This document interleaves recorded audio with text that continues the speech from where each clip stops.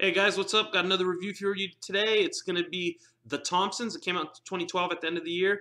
And if you don't know, this movie is basically the sequel to another movie that came out in 2006 called The Hamiltons. And it's basically about this family. And it's really hard to review this movie without ruining the first movie for you. So I'm going to give you 5 seconds if you want to shut off the video. 5, 4, 3, 2, 1. Here comes the spoilers for the first movie. The first movie, it's very subtle. You have this family. A couple of them are, like in their 20s, and they kind of, go down in age from there. It's boys and girls.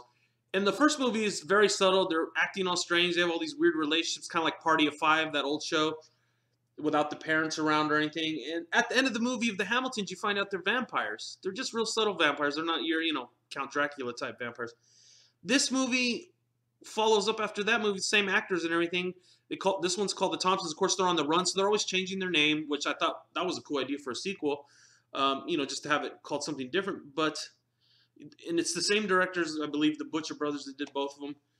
And I think there's a lot here to work with, but this movie just misses the mark. Like I said, I like the first one. I've only seen it once. This one is not so subtle at all. You got a lot of vampire crap going on in this one. But the film, at the end of the day, basically goes nowhere. It's kind of like a one-act movie. For the horror fans, if you're like vampires, there hasn't been much great vampire stuff out. Warning though, these vampires can go in the sunlight. They're not like superhuman too much. They just drink blood. They have fangs. So if you don't like that, it didn't bug me in this movie as much. But the movie just goes nowhere, and they wind up going to Europe because they're on the run from what happened in the first movie and some other stuff between movies. And they go looking basically for people like them. The guy says monsters like us. They find another clan of vampires, and it basically becomes them fighting with each other. And by the end, it just kind of deteriorates into, vampires at each other. A lot of that at each other. And the first movie didn't have any of that. This one, I don't know. It just missed the subtlety mark and kind of went off the deep end. If you like a little bit of blood, there's some blood stuff in here, some neck biting, some faces, I think, getting ripped off. But, it's not that great. I'll give it a 2.5 out of 5. Just if I didn't ruin the first one for you, go watch the first one and tell me what you thought about it. Let me know below. I think the directors have some potential, but they kind of missed it on this one. One-act movie is not good. The characters don't go anywhere in this film.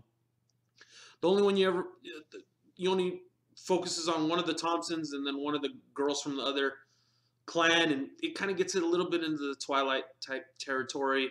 In fact, the catchphrase on the box is Twilight meets Tarantino, which I don't agree with. It's Twilight meets, I don't know, you can fill in the blank below. But yeah, 2.5 out of 5. I think you can skip it.